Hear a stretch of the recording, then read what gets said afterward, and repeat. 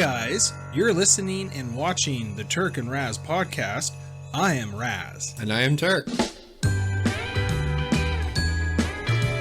Can you hear that, Turk? Doesn't that make you feel more festivus? Yes, we are entering the Christmas season. And what better way to bring it in by listening to our second annual Christmas-themed Retro Roundtables. Woo! Woo! Woo! Woo! Woo! Woo!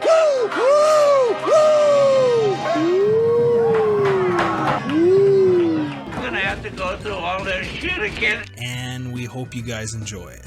Happy Festivus, Raz. Happy Festivus to you. Serenity now! At this point, we sit here and we tell each other what pieces of shit we are. Yes. Well, you guys already know by listening to us that we're pieces of shit. So we're going to start with Gremlins. It is the 1984 horror comedy directed by Joe Dante. It was written by Chris Columbus. It stars Zach Galligan as Billy Peltzer, Phoebe Gates as Kate. Howie Mandel provides the voice of Gizmo, the main Mogwai. It draws on legends of folk lyric, mischievous creatures that cause malfunctions in the British Royal Air Force going back to World War II. The film was the center of large merchandising campaigns and ops for black comedy balanced against a Christmas time setting. Steven Spielberg was the film's executive producer. Gremlins was theatrically released on June 8th, 1984 by, surprise, surprise, Warner Brothers. It cost $11 million to make and went on to make $213 million worldwide at the box office.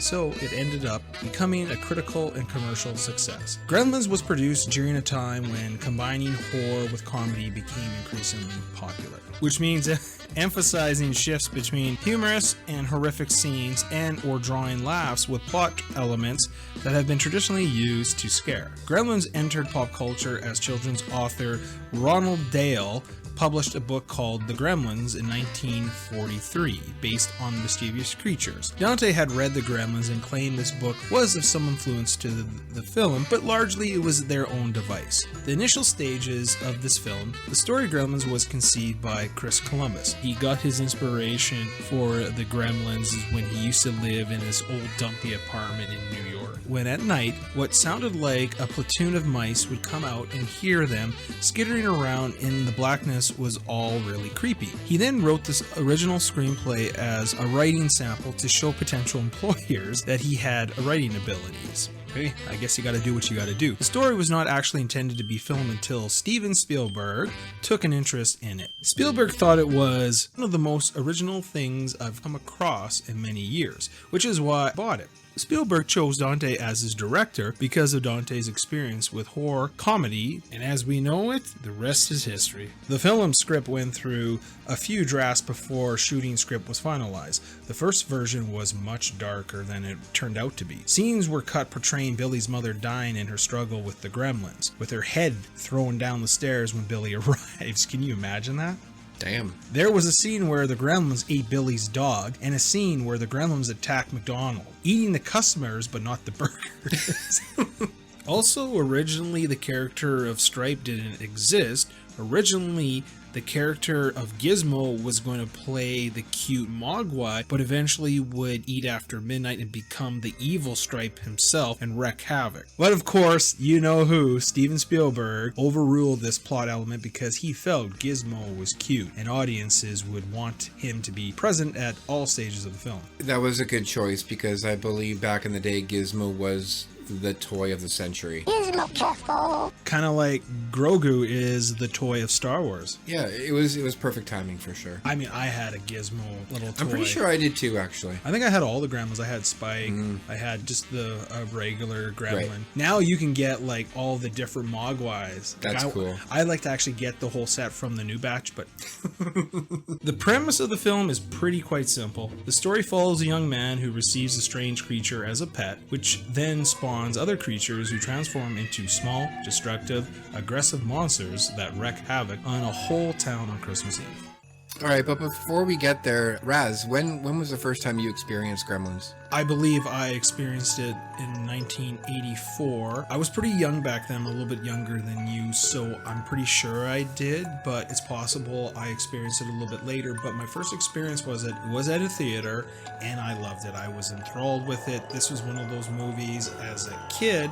Yeah, I had the figurines. I had this 3.5-inch posable figure that it was really great articulation. And then they also came in a little set of like 2-inch action figures where you would get a little stripe and you get like a little gizmo, and then you'd actually get the gremlin stripe. So it was quite cool. And for 1984, they were quite good. We also had these read-along book records that came in a set of 5. They were fantastic. I think I still have them somewhere. Turk, when was the first time you experienced this yourself? Yeah, it probably would have been, if not opening weekend or shortly after that, definitely in the theater in 1984 with my father. I remember it being a pretty fun movie. My standout scene from the movie is obviously Gizmo jumping in the Barbie car was just all I could ever talk about after that. So I thought that was pretty cool. I did have a Gizmo, I believe, shortly after the movie or when they started pumping out toys. But other than that, yeah, I haven't seen it since. So you said you didn't really have the figurines or anything? No, just the plushie, I guess. Just the plushie, yeah. Yeah, no, just had the plushie, I'm pretty sure. But that was enough for me. Yeah, this was a big movie back then. Yeah. We did our rewatch recently, so there's always a different world perspective. What's your reaction to it now? Does it hold up? It definitely holds up. It's hilarious. I did not remember 90% of this movie. Like I said, I think I just remembered a couple of scenes from this movie 32 years ago. So I was like, when does the Barbie car show up? When does the Barbie car show up? We're rewatching this. So, but it was really fun to revisit and really take my time and to visually look at everything in the background that's going on. And just, I got more of an appreciation for it because there's so much in the background that's happening that you don't realize as a kid watching it in the theater. You're just kind of awestruck. But this, when you're older, you can really focus on other things. And it was a much better rewatch. Definitely. I had so much fun rewatching this because I haven't watched this in a long time. And this movie really kind of made me feel nostalgic for Christmas because just the Peltzer house, like the way they set it up, like the wallpaper, the fire pit, it just reminded me personally growing up, and I think probably for yourself. Exactly. Like a lot of the toys, like this is true 1980s. It is. Yes, it is. You can never really replicate this. It's just very special. I actually am surprised how well actually the practical effects hold up. I thought the Gremlins, the puppets, the marionettes, they looked fantastic. And I almost forgot actually how kind of scary this movie is. As a young kid, it was a different time because I don't think a movie like this would be made the same way like it would today. Probably not. No, I mean, no movie from the 80s can really be made today. It was just everyone had different sensibilities and there was no internet, so you didn't know what Timbuktu thought of anything. But you know what I mean? The blend of horror comedy and maybe kudos to Joe Dante. The Gremlins, they're doing some sinister stuff. They're killing people. But in the end, like, you're supposed to like Gizmo the most, but I love their antics and their shenanigans. It's fantastic. But yeah, it's been great going back in memory lane and watching this film. So the movie starts in Chinatown, and we meet a fella named Randall. He is a self-inventor. Yes, he is. A shitty one at that. A very shitty inventor. But hey, he came up with the bathroom buddy. Yep, I want one. You want one? you want your toothpaste to spray all over your shirt? Yes. Yeah. I just love the fact that like he's out there looking for Christmas presents. He finds this kid who takes him to this old creepy antique shop. So he meets that old teller, the owner of it. Yeah, Mr. Miyagi lookalike. Yeah, kinda. what was his name there? Wong or Wing? I forget. No, his name is Mr. Wing. He's shopping for his son, and he hears like this creature. He goes and investigates in this shop, and he meets this cute creature known as a mogwai there, and he obviously offers to buy. And so he starts offering him money. He's like, "I'll give you 100. I'll give you 200. I'll give you 300. Whatever I have to do. If I have to shoot somebody, I will do it. I need this little creature." You could tell the kid was more concerned about their finances than the grandfather was, because the grandfather didn't really. He's like, it's not, this Mugwai is not for sale. But the kid was like, we really need the money, grandfather, kind of thing. So as the guy leaves the store disappointed, the kid goes, hey, give me a minute. Let me figure something out here. So he meets him out in an alley, and he brings him in that case. they gives it to him, but of course Randall, oh yeah, awesome, I'm ready to go. But he's like, wait. He reminds him of these 3 important rules he must follow. And it plays out throughout the movie thematically. Don't put him in near light, especially sunlight. It can kill them. Don't let it get wet. Don't let him drink water or give it a bath. No matter how much he cries, no matter how much he begs, never feed it after midnight. And you're thinking to yourself, like, what is this creature that they got, right? What is a mogwai? Well, I ask you, I never really knew what a mogwai was. No. Do you even know what a mogwai is? No. Can't be in sunlight, can't do this, but, well, it is a small creature of unknown origin. But according to the novelization of the first film, I had to do a little bit of research on this. Very good. Check out the big brain. The mogwai are a result of a genetic manipulation by an alien scientist to create a creature that would invoke good-naturedness and goodwill amongst the galaxy. So they're from space, they're alien. Interesting. However, a slight miscalculation, of course, anytime there's an experiment, whether it's on Earth or somewhere else in the galaxy, cause all but 1 in 10,000 to be mischievous or evil, and the transformation mogwai can go through being totally unintended. Only 1 in 10,000 are gentle, and as a result is hated by their brethren. That's why Gizmo gets bullied. Yep. Previously mentioned mogwai is effectively immortal. If this mogwai eats after midnight, though, he will lose his his longevity. Becoming a typical gremlin. However, as that was never mentioned in the movie, the credence to this nature of the mogwai Gizmo is really unknown. It's left up to the audience's kind of interpretation. But as we learn in this movie, the rules. If a mogwai gets wet, it spawns a new mogwai from its back. Small balls of fur that are approximately the size of marble pop out from the wet mogwai's back. Then the fur balls start to grow in size before unfolding themselves into new and fully grown mogwai. This process does not take much time. Yeah, they're already unfolding like a flower, kind of like. It's almost like mentally, like they're basically developed, but obviously evil and mischievous. Yes. Back to the novel, the creator of the species, I think it's pronounced Mogterman, wanted the mogwai to be able to easily reproduce themselves. The cocoon and gremlin stage or unwanted defects from the mogwai species was created. Turned out that all the positive attributes are recessive. Now, Tarek, that we got all that information out of the way, we understand what gremlins and mogwais are. Yes, the School of Raz. You're welcome, people. Now we get introduced to Randall's son, Billy. He's trying to start his vehicle. It's a Volkswagen Bug. Well, they're just not that reliable, are they? Well, I'll say one thing. I have a friend who's big into them, and in that climate, when there's like cold and snow everywhere, people typically don't drive bugs in that climate. They're air cooled, they're not liquid cooled, so they don't produce much heat inside. So why would you drive them in the winter? Is it possible? Well, you're like, well, it's a small town, even though it's shitty climate, because he doesn't even have that thing plugged in. No, he doesn't. Anyways, yeah, whatever. That's besides the point, I guess. Billy seems to be like always late for work, so he ends up running there and brings his dog, because as most people, I mean, who doesn't bring their dog to work, especially at a bank? Yeah, that one really didn't make sense, but whatever. But shout out to his clip-on tie, because I used to rock the clip-on tie. Yeah. And this is where we meet the Wicked Witch's other sister. Yes. From the north. Mrs. Deagle. Mrs. Deagle. And like, she is, when she gets it, there's no sympathy whatsoever for this character. She's a straight piece of shit. Yeah, well, I'll say, so she's in real estate, I assume. She comes in there. Probably what she inherited from her husband. Probably. The bank and I have the same purpose in life, to make money. So I'll say when she walked in, she was immediately talking to, Peter is his name? Billy. Wow. And the Phoebe Gates character is Kate, is her name. Okay, Billy and Kate. Awesome. Yeah, why she had such a hard-on for wanting to kill his dog so gruesomely. Actually, what's even more perplexing is she brings that snowman head, that plastic snowman head, but as we learn later in the film, she has no Christmas decorations whatsoever. So was it one of the homes that she owned?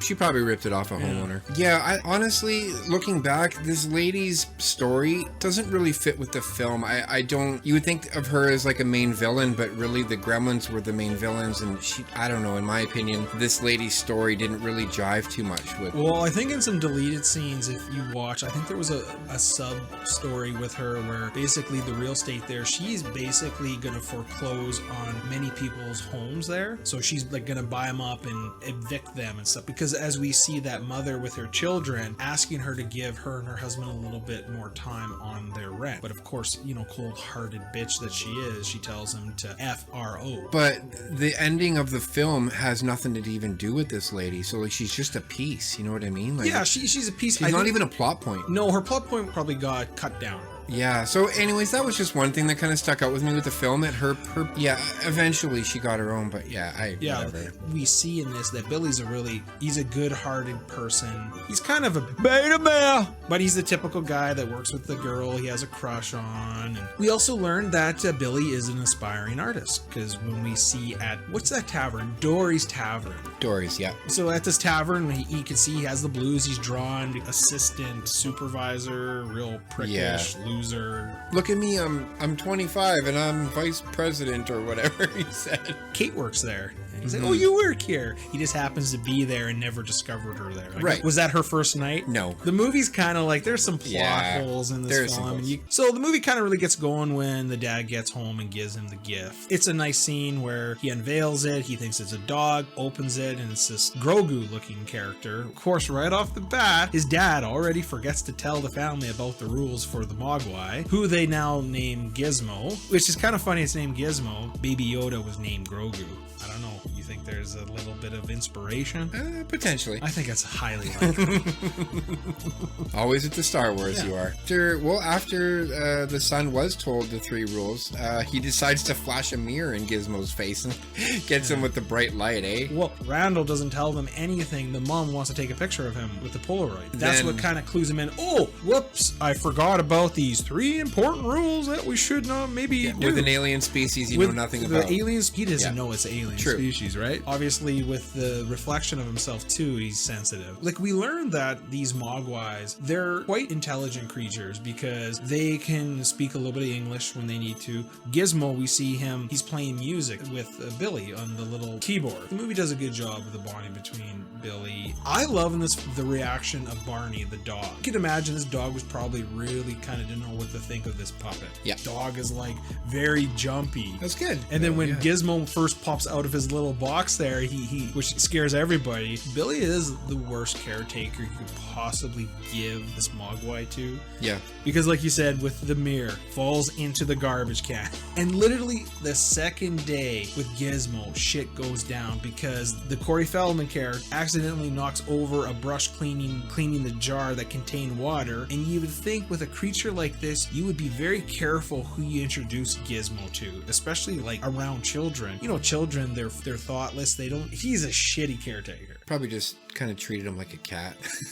Unfortunately, this causes Gizmo to multiply. When he gets wet and when they're popping out of him, it really looks like it's very painful. You notice that? Like his screaming, like the screeching and the agony. Like you're like, wow. Poor little guy, eh? Nasty. They spawn new Mogwai among them, and then we actually get a variant, which is named Stripe, who has the little mohawk. Who right away, he's. Hey, look, that one's got a cute little stripe on its head. Isn't that incredible, Pete? And he's like the bad one. He's the first one. So I wonder, I don't know how long it's been since Gizmo multiplied or he got wet, because obviously probably with Mr. Wing, he probably was very careful with Gizmo. I wonder how long it's been since he's got wet. So I wonder if that is a factor that plays into their spawn. Yeah. We learn really quickly these spawns are very mean and very mischievous. And hilarious. Just loud, being goofy, and then you get the scene of them playing the video game, and little Gizmo there's hanging with the dog. So you see, they don't like him, he doesn't like them. He's playing his little instrument and Stripe spits right at him. Billy decides, all right, I gotta do something about this. So what anyone would do is you'd go to your ex-biology high school teacher and you take them this weird unknown creature of origin. Of course he would. Does he even tell this teacher the rules? Did Billy even bother? Because the night he leaves a fucking sandwich right in front of this Mogwai. Yeah, no, he didn't. He didn't tell the teacher any of the rules. Yeah. He just assumed that he's a scientist, that he just knows how to take care of an unknown creature. There's kind of a plot hole thing, like watching this movie again, that didn't take me out of the movie, but it made me kind of think. You know where the scene where Barney the dog is tied up in the Christmas lights? So he goes outside. Yeah, he's dangling there. He's dangling there, right? Okay. And they're wondering how the hell it happened, lock this. But so later on, they trick Billy into feeding them after midnight and whatever. Wouldn't you think, why does he need Billy to get the chicken for them? Because if they can go outside all together, capture a dog and hang him in there, them going downstairs in the middle of the night without anyone knowing would be easy for them to get the food and eat it. Maybe when they're in kind of Gizmo's please form. explain to me, Turk. I'm going to right now. This is tried and true and tested, okay? When they're in Gizmo's fuzzy, cute form, they can't do those things. But when they eat, and they get into their cocoon stage and turn into real gremlins, then they can get even more mischievous and they become bigger and they're able to do things like hang the dog from the lights. No, they hung him before they went in their cocoon. Did they? Did you watch the movie? I watched the movie. Yeah, no, they did this before the cocoons, before they ate before midnight. Okay. So then This is why I'm asking. Then I don't know. This is why I'm asking this question. Then I don't know. Another fucking plot hole, okay? Sue me. That's what I'm saying. I'm just saying the plot Okay. hole, but I thought it was reversed. No, I thought, yeah, okay. I was just kind of like, no, I understand it's a movie and a lot of times it's plot holes, but it was like something I'm like, holy shit! Like, really, why did they go through all that trouble when they could have just went downstairs? Why do they need to pull the cord out of the clock? Yeah. And trick Billy to feeding them? Like, is it some type of ritual they like? Is it because they're so sadistic? It just didn't make sense to me. It's probably just a plot hole. That was like baby shit for them to go down and raid the fridge. Yeah. No, that's true. Yeah, it's a plot hole. The damage is done. The movie, we see them in their cocoon stage, which was, there are this large gray brown objects that resemble like a moth's cocoon, right? Mm-hmm. Yeah. After a period of time, the Mogwais now transform into the scaly gremlin. Really neat seeing them when they hatch, because that green light and all that mist came out. Oh, such cool. Really like creepy. One thing I'll say about the animatronics and the puppetry, this is probably the best I've seen in the 80s cinema. I think it's second to none. Yeah, those cocoons was fantastic how they did it with the slime and all that mist. It really was like almost, I'm sure they drew inspiration from Alien, from Ridley Scott's. This is what sells you as an adult in this film, is the quality of the puppetry and animatronics. It still holds up today from 1984. It's really well done. The whole sequence was happening from Billy's place and at the school, and the teacher's teaching them like the heart, and he was showing the kids in class. Teacher right away tries to shuffle everybody out because he's excited to see what this little Mogwai metaphor. But the thing is, wouldn't you think just the way the cocoon looked, it's like, I don't know if something really good's coming out of here. No, probably not. But he was excited. He was like, oh, it's gonna be a butterfly. But like that's the brilliance of this show, is that actually when they're in the Mogwai state, they are the butterfly, but then when they go into the other state and transform, they turn into this reptilian green skinned monster that tortures little cute Gizmo, and it attacks Billy's mom. And in 80s fashion, the first person to die is a black man. Yeah, definitely in this movie. Poor scientist. Unfortunately, the black guy gets. When I was a kid, that was a hard scene, because he's out there with the Snickers bar and he's looking for this little thing, and he starts feeding him. And then he's like, "Yeah, buddy, yeah, hey, I'm not gonna hurt you. Don't worry, I'm your friend." Yeah. And he starts biting him. And you're like, "Uh oh." And then of course Billy, finds him on the floor. The architect of this, finds him on the floor with a needle in him, because it is a little bit ambiguous. Like, we assume that he's dead.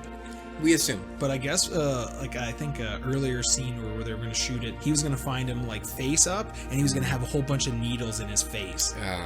But it was a little too, If you want to market to kids, maybe don't do that. Mr. Spielberg kind of stepped in there. But it's weird, like this show, they market, like, look at a lot of movies like Rambo and even Terminator, especially Terminator 2. It was an R-rated film, but they marketed for kids for like merchandising. Yeah, interesting. I mean, like I said, I saw this when I was 8, so I was very young. And you were very young. But those were different times. But it wasn't rated R, that's for sure. Yeah.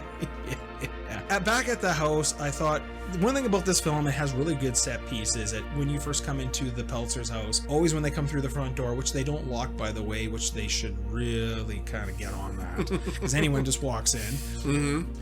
The two swords hanging up, and I love that little gag where every time someone comes in, the one sword falls out, becomes a tool for Billy later on to save his mom. They set up the bank, they set up the house, they set up the theater, like they set up everything that will play later in the movie, and I like how they did that. The mom and both Kate, they're kicking ass and taking names. Yes, they do. You I know, took notice to it. Did you take notice of that? Because, okay, so she knows something's going on. Poor little Gizmo's getting tortured, and they throw him down the freaking laundry chute. Poor guy. They huck him like a football in there. Like, just watching him with a dartboard, you see him just quivering there, and they're just throwing these darts. Poor Gizmo. But she goes up there and, like, she grabs a knife. Mom's a beast in this. Yeah, man. Yeah. So she goes upstairs, sees the pods open, then she hears a record player. Really is eerie about this scene is when she comes down to the record player. We had a record player like that. I bet you guys did, As did we. What really stood out the most to me was you see the great effect on it. You see claw prints on the dust. I thought that was a really nice detail. No doubt. The attention to detail they did in this film was fantastic. And then it goes into the kitchen, and this is like one of my favorite parts where she goes around the corner and then she's like, uh-oh, and then you finally see the full view of, because up until then we see Billy, because when Billy goes to the school, we see just glimpses of the one gremlin where like he scratches him, but this is where we get the full glimpse. He's all there and he's hammering the cookies. Yeah, he's in the mixer. Then he goes in the mixer and she uses it against him. Yeah. Oh, Mom's a badass in this. Yeah. And then the one's throwing plates at her, and I love how she takes the tray, the stand there, and uses it as a shield, and then she does the psycho on her and like The Shining. And The Shining, and stabs. Yeah. Well, actually, I think that was in psycho. In the shower. All right, Professor. She stabs this other one. She sprays with a spam or whatever and puts it in the microwave. You see in the background the one that she stabbed. You just see it flailing and still moving, which I thought was a cool effect. And then she puts it in the microwave. Mom is taking out these little creatures left and right. That's another scene that I had remembered all this time was just the microwave killing of the gremlin. That and the Barbie car were the two things I took away from this. Yeah, I think those are really iconic. The microwave, the Barbie, Stripe. Watching this movie again, I'm like, oh, I remember all these images. Yeah. They kill all the gremlins except Stripe, and you learn real quick that Stripe, he's the smartest one. Otherwise, when he's like face to face with them, he blows his nose on before he leaves. Like, he just shows you like how mischievous and pricks these little things are. They are. He escapes, and of course, every town has a YMCA. Yes, they do. Stripe jumps into the swimming pool, and he spawns an army of gremlins who end up wrecking havoc on Kingston's Falls. Kingston Falls, isn't that the name of the town in Back to the Future? Yes, actually, in something I had read, they actually used the same set as the Back to the Future set. So actually, this one was done first, Back to the Future 5 years later. Right. Okay. And the cinema, the movie theater, is the same movie theater used when Marty crashes into it. You see the similarity. See how you redeemed yourself there, Professor? Hoorah! Back in there. I'm back in there. Cycle Shining, back to Forget the about future. it. Yeah. They are now wrecking havoc on the town. They are outright killing people. It's a mess, including our dear Mrs. Deagle. And just to say, I knew she was a damn cat lady. Oh, of course. Because they're all crazy. Another effect with the upstairs lift. As soon as you saw that, you're like, I know what's happening. Yeah, that lift is going hyperspeed. But did you notice how crazy the house was with the wallpaper? Yeah. You were on shrooms, you'd be tripping in that house. Oh, yeah. Why spend 10 minutes painting when you could spend hours wallpaper? All of her pictures are like basically crooked in that house. And there's like a way overabundance of like... Because she can't reach them. I think we prove another plot hole with the no Christmas decorations and to why does she care about a broken snowman's head? Yeah. Is it hers or part of the property? Hers. It's not I don't know. I just think she's sadistic and she wants to terrorize the sisters. Or she has like some type of secret crush on Billy. Yeah, that's it. So Billy goes and he reports to the police. They prove to be like no help. They're drinking. They're drunk. Yeah, like they don't give a shit even when he shows them Gizmo. Also through this whole scene, you learn like it's weird, like the Gremlins are quite clever, but they're dumb at the same time. Or they're totally disregard. Like they will kill themselves for their fun. Like really, they just want to have fun, kind of like Cyndi Lauper's song "Girls Want to Have Fun." Well, Gremlins just want to have fun. That's right, they do. Like really, that's all they want. And like it's a great montage of seeing like there's that guy in the mailbox. He gets his hand caught in the mailbox. You get the one tampering with the traffic lights. The traffic lights? Yeah. They're freaking caroling. Yeah, they were dressed up in toques and scarves and glasses reading. Really good, too. Like, they're doing such dastardly things, but it's so entertaining and funny. Like, you can't help but, like, really enjoy these little creatures. And then the cops get a call to go somewhere, and they're like, oh, okay, let's go. Well, I'm driving. No, you're driving because I'm drunk, or you know what I mean? Yeah, like, I'm the sheriff. Yeah, so they get there, and they see, like, the fire's going, and they drive away. These cops are driving away from the issues. What a bunch of pieces of shit. Well, that's Santa, where there's, like, 3 of those gremlins basically just clawing at him, and he's asking for help. The gremlins tampered with their brakes, so they're Jeez, this takes us to like one of my favorite parts of the movie is when they're back at Dory's Tavern. Oh, the best part of the movie is the bar scene. Because you see all kinds of like gluttony, debauchery. Like you see the gremlins have taken over the tavern and they're behaving exceedingly vulgar. They force Kate to serve them. She does. She serves them. This scene is they're in their glory. Like they're over drinking, they're smoking, all kinds of stuff. Yeah, there's they're a gremlin with like 3 cigarettes in his mouth, and Kate's trying to light each one. Yeah, like he's scared of it, but he's like, no, he's determined to get it. But then you see all over, you got like a guy playing it cool. You even got a gremlin with doing puppet tricks, which was funny. Yeah, he's holding a puppet. A puppet holding a puppet. A puppet holding a puppet, eh? And then, of course, he has conveniently a hammer. Yeah. A wooden hammer, knocks him out. But then you see there's even like a flash dance montage going in there. Oh my god, it is so hilarious. And like then you're playing cards and gambling. Yeah. You have the one gremlin on the ceiling fan. Yeah. I like the one where he's the one gremlin's under the tap and you just see his stomach bulging. Yeah. I thought that was a great effect. And then you got the serious card game where Spike is playing, where he has that cross-dressing gremlin who's reading the other gremlin's cards, and the other one has a good deck, so Spike shoots him. Yeah. You're like, oh my god, there's so much chaos in this scene. Like, this must have been probably the most expensive scene in the film, because you had like 40 gremlins all being moved in unison, or like animatronics and puppetry, and just so much chaos. Oh, there's so much. Like, you had marionettes, like they use a combination of marionettes, puppetry, all kinds of stuff. And to choreograph all that, oh my god, just I bet you that was so expensive. And really edited really good. Yeah. Like it's a sharp scene. Like it happens so fast, but it has so much of visual delight. And I think this is something that a movie again today would overdo it with CGI. Yeah, this is where you really appreciate films like this, because it was all real effect. Like all that cigarettes. Again, you couldn't do this film because you couldn't have all this smoking. No, there's no smoking especially in bars. for a children's show. Right? These gremlins are promoting drinking and smoking. Gambling, murder. Murder. And then Kate, obviously, she learns with the light, this scares them. And then she gets the camera and starts taking pics, turns up the fan. The one guy goes flying, which, of course, right into the lights. Yeah. And then you had, of course, the one with the mask and the gun. But did you notice, where was his ears? I don't know. Billy shows up to save her. But this is another thing that didn't make sense to me. He comes in there. Why does he turn off his car, knowing that his car is not reliable? I was thinking the exact same thing. Why don't you just leave it run, dude? Yeah, it's winter. You're driving a Volkswagen and you're running in to save someone, and then you're gonna go back out there within 30 seconds and you shut your car off? Are you kidding me? Like, it's crazy. Like I said, he's a putz. Yeah. He's a nice guy, but they seek shelter at the bank. And this is where Kate tells her tragedy story and why she doesn't like Christmas. And then it takes us to the big theater scene. How it kind of builds. They walk in there and they see just the one lone gremlin looking for popcorn. And then he's like, hey, they're watching Snow White. They clued in that it's probably going to be light soon. So they go into the boiler and they tamper with the gas line. Because it's easy to do when you're not into that field. Stripe running out of goodies, he goes into the confectionery, but there's Across the nothing there. street. But then he goes across the street. Yeah. When they blow it all up, I mean, it was awesome when they were singing "Hi Ho" and all that shit. It was hilarious. And there's the one from swinging from the ceiling like Tarzan, and it's just fucking. The great, gremlins sitting in the chair throwing popcorn and doing all, just watching Snow White is like the awesome image. And then they're singing to it. Yeah.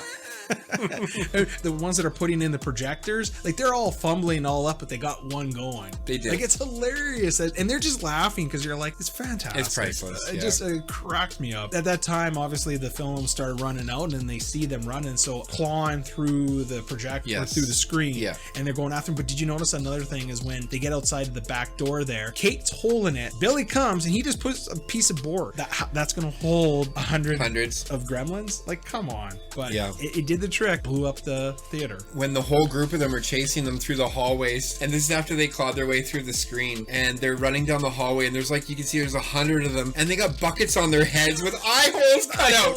They're chasing them. You see the one that had buckets on its ears?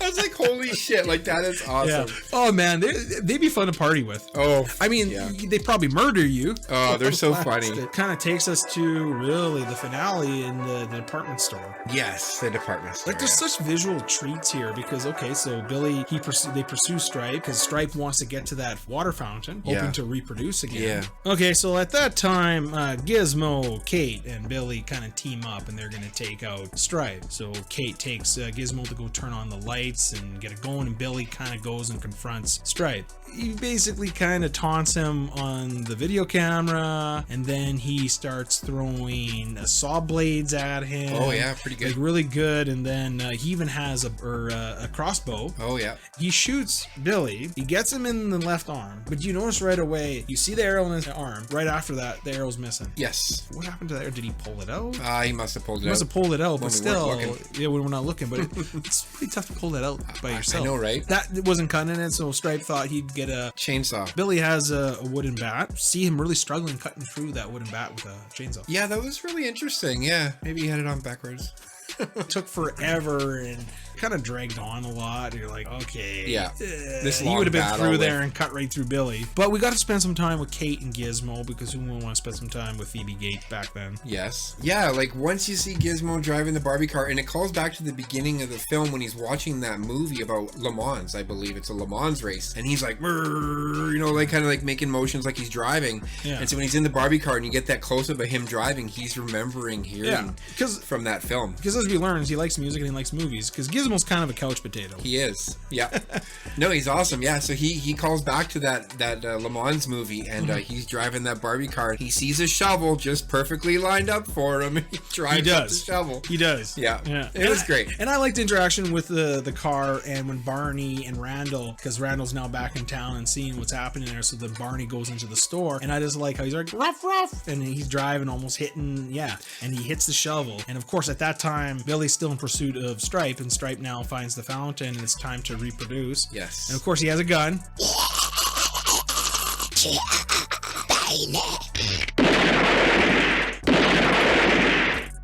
Yes, he does. He's up, every time he's up in it. Yep. he's like, you know, but his aim still didn't get better at that time. No, he didn't. Gizmo actually saves the day. Originally, they were going to have Gizmo open up the one blind, and then Billy was to give Billy something to do. Because if you think about it, Billy really doesn't, outside of blowing up the theater, that's all he really does. Yeah, doesn't do much, yeah. But Steven Spielberg, you know, being, you know, the boss and the head guy, he's like, no, Gizmo is the main hero. Yeah. That was a good call. Oh, for sure. And then we see this great scene of, it's a creepy scene with, on the back, you see it bubbling. Because at that point, we didn't see them kind of multiplying on the gremlin. We just saw on Gizmo and with fur. But now seeing with the scales, it looks really... so well done. Really, really creepy. And then watching him kind of disintegrate into a skeletal form. It was beautiful. It was awesome. It really, well I don't know how they did that, but... That was great. Well done. Gizmo saves the day. They're at home. Well, I'll say though, like right here at the department store, what's his name's dad shows up. What I'm have issues with with is he just shows up. Oh, hey guys. I know. Oh, this is great. Like, you know, he doesn't realize that they just had like this death-defying, like, it's insane. Like how he just shows up. He's like, oh, hey guys. Yeah, I invent things. Like he didn't care about what all transpired before him. Like he doesn't give a shit. Oh, anyways, it was like, just so dumb. You know, it is because he's lackadaisical. Yeah, that's what he is. Because what just like he brings this animal that it could go so south. He's warned, and he's because like, you even seen the being in the movie. Yeah, sure. And then, oh, by the way, I forgot. He comes in there. What's going on, guys? Yeah, I know, it was just so dumb. But anyways, that's my one gripe about that. Yeah. You know, his wife almost got killed. Jeez, what a piece of shit.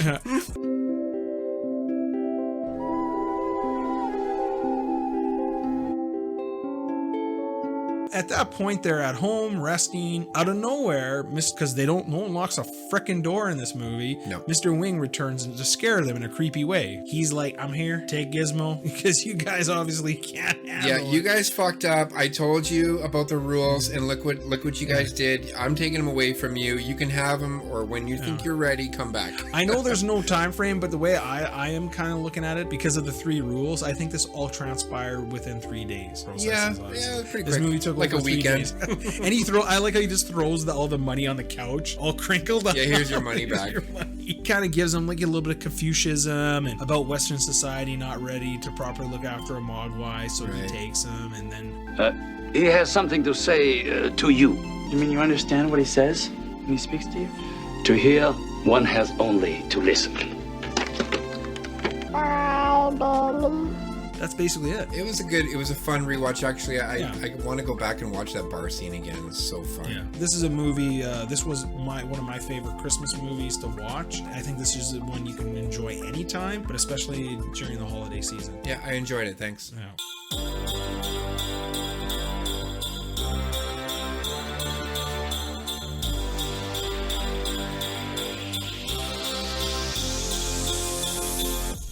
All right, Turk, it's that time. Did you know? Turk, did you know that there are many connections to executive producer Steven Spielberg's other popular movie, E.T. the Extraterrestrial? One of the Gremlins says, "Phone home." There is a stuffed E.T., and at the beginning, one of the movies on the marquee is A Boy's Life, which was the fake name under which E.T. shipped to theaters. Interesting. Did you know that the scene in the department store where Stripe attacks Billy with a chainsaw was not in the script? It was added by the director Joe Dante and Zach Galligan as a homage to the Texas Chainsaw Massacre from 1974. That is a very cool homage. Yeah. Did you know that it was suggested that they use puppets instead of the proposed stop motion idea? As a compromise, the studio suggested a spider monkey in a suit, which was tested at director Joe Dante's office. The animal went crazy, tearing the office apart and defecating everywhere. So they went with puppets. Poor monkeys. Did you know that this movie and Indiana Jones and the Temple of Doom from 1984 are credited with inspiring the MPAA to create the PG-13 rating? Many felt the movies were too violent for a PG rating, but not violent enough for an R rating. So I'm glad to have been a child watching this as a PG. No, that's pretty cool. Good. Yes, I'm glad. Yeah, me too.